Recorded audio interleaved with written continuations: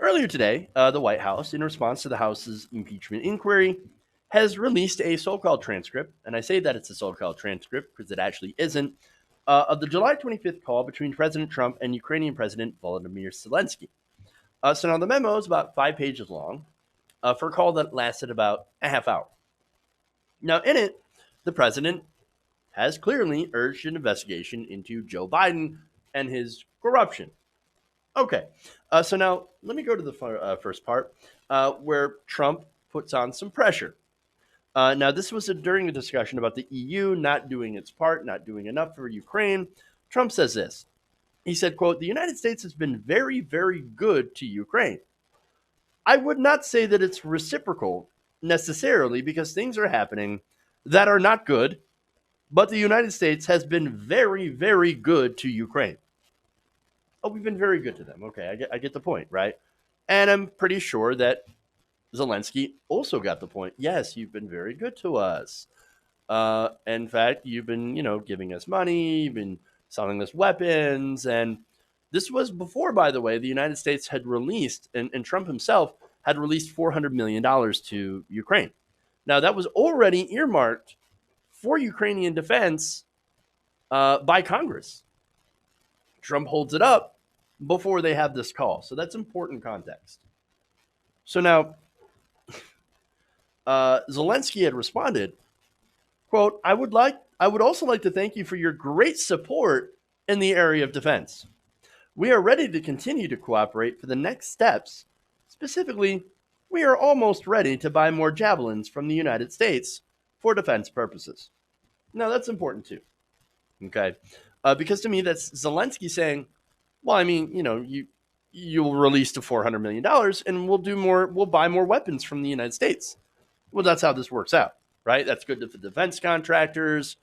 Normally, that's how these types of corruption would work out, right? Oh, no, you give us defense money, we turn around, we buy American weapons, everybody wins. But in this case, Trump was asking for something a little bit more specific. And he spells it out. He said, I would like you to do us a favor, though, because our country has been through a lot and Ukraine knows a lot about it. I would like you to find out what happened with this whole situation with Ukraine. They say CrowdStrike. I guess you have one of your wealthy people, the server.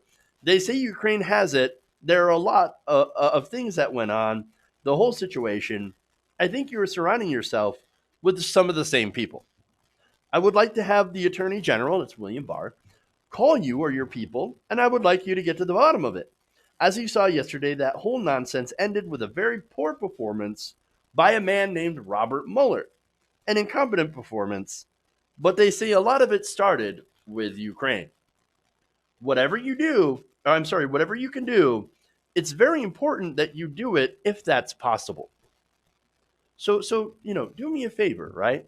Because we had this incompetent Robert Mueller fiasco, whatever. Now, because of that, I want you to look into the CrowdStrike thing.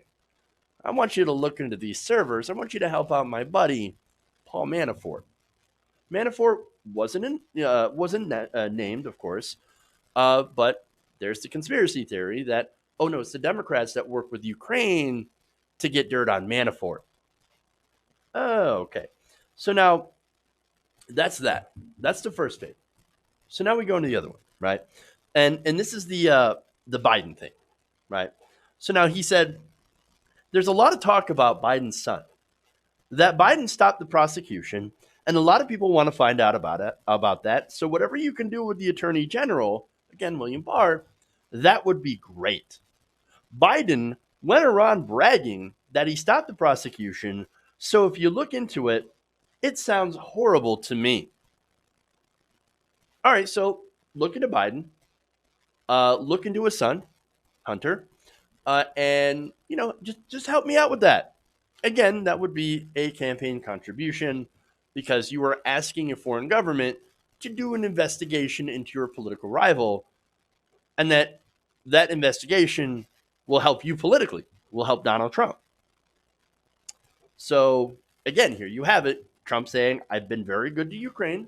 We've been very good, the United States, but we need some favors. We need some favors.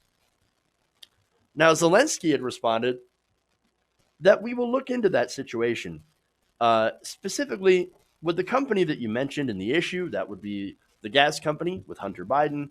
So we would take care of that, and we'll work on the investigation of the case.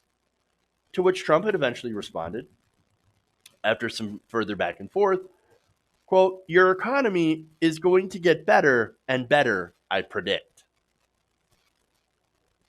Okay, well, there you go. Look, Donald Trump might be dumb, and this is really to the response of, well, there no quid pro quo. I mean, it's not explicitly pointed out that we had this $400 million and that Trump was holding it in order to get this investigation. It's not there. No quid pro quo, right? Well, again, Trump's an idiot, but he's not that stupid. No, he's not going to say, "I'm going to give you the $400 million if you do this for me." No, he pointed out earlier. He said, "We've been very good to you. And so I would like a favor. I would like a favor. Because you have not been reciprocal in what we have been helping for you. Help me with Flynn. Help me with Manafort." Didn't say that explicitly. "And look into Biden." So there you go. That is quid pro quo. It's just not spelled out explicitly because, again, he's a little bit smarter than that. Okay. Now, where Donald Trump's stupidity comes into play is that he thinks it's smart because he said this is a great call. It's a perfect call. Now, here's why he believes it's a perfect call.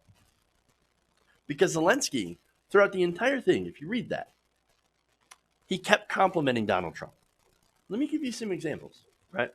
He said, this is Zelensky to Trump, "I would like to confess to you that I had an opportunity to learn from you. We used quite a few of your skills and knowledge, and we were able to use it as an example for our elections." Now, he also used Donald Trump's signature phrase during the election, and that was, "We wanted to drain the swamp." So you use that catchphrase, right? Interesting. So now, he also said, "I think I should run more often, Zelensky, so that you can call me more and we can talk over the phone more often."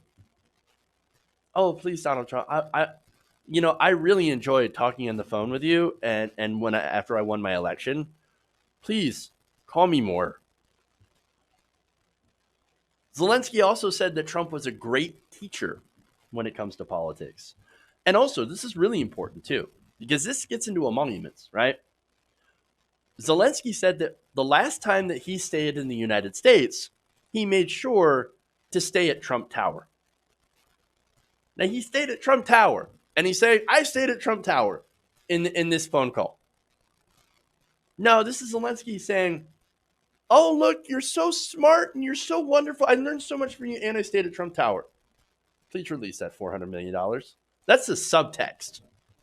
That's what's not being said from what we know. So, and if that's not enough, when they were having a conversation about Donald Trump coming to visit to Ukraine, Zelensky said this, quote, "We can either take my plane and go to Ukraine, or we can take your plane, which is probably much better than mine." Butter him up, butter him up, butter him up. That's what you do. That's how you take advantage of Donald Trump and get what you want. Again, later on, Donald Trump released the $400 million.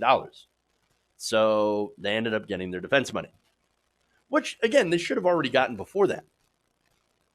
But Trump held it up and then had this phone call.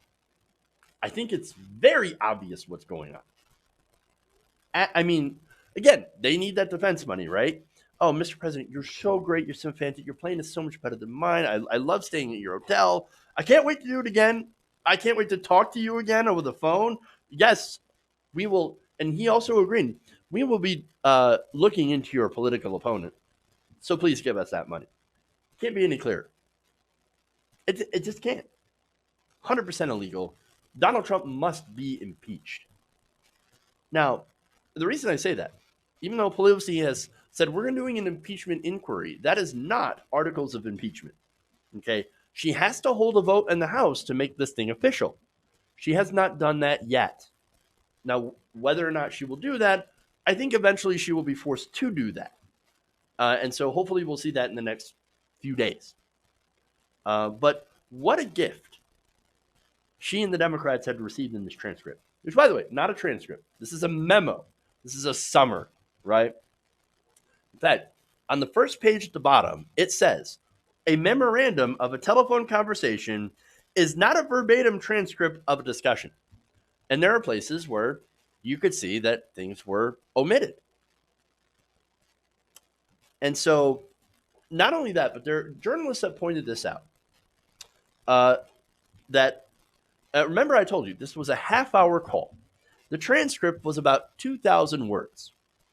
The call took 30 minutes. That's about 66 words per minute. Now, the reason that I point that out, and that this reporter, Josh Benton, points out, is that seems a little slow. Yeah, but you don't understand. Like, maybe Zelensky is a little slow in his English. Or maybe Trump's a little slow. I don't know. That might be. It might just be because Donald Trump's super slow. But that's about half the normal speaking rate of a normal person. Zelensky is fluent in English, by the way. So that's a little weird. And maybe it's because that there's parts of that conversation that are missing. I don't know. So they released a memo, and I think that they were too stupid to take out all the parts where Trump basically asks a foreign country who we are giving money to investigate their political rival. Now, that kind of begs the question. And by the way, they're like, that's not a crime. That's perfectly fine to ask a foreign country to investigate, our political opponents. No, not fine. Again, that is a crime. But if they think that's okay, and that looks good, this is like the best case scenario for them to release this. That begs the question of what did they take out? Really, really important question, and one I think we really desperately need to know the answer to. Hey guys, hopefully you enjoyed that free video. Now I'm going to have to ask you a favor. Between the demonetization and the YouTube algorithm messing around with view counts, etc., we're having a hard time adjusting to the new YouTube reality, which is where you guys come in. See, we have a patreon.com/TYTNation set up to help us rely on you guys, the viewers, instead of big corporate ads. Look, you know the show. You know I'm not in favor of big corporations anyway. So help us transition away from relying on the ad model to pay the bills and sign up to be a patron, patreon.com/TYTNation. That goes a long way to help us keep the lights on. And you guys will know that you're supporting independent progressive media.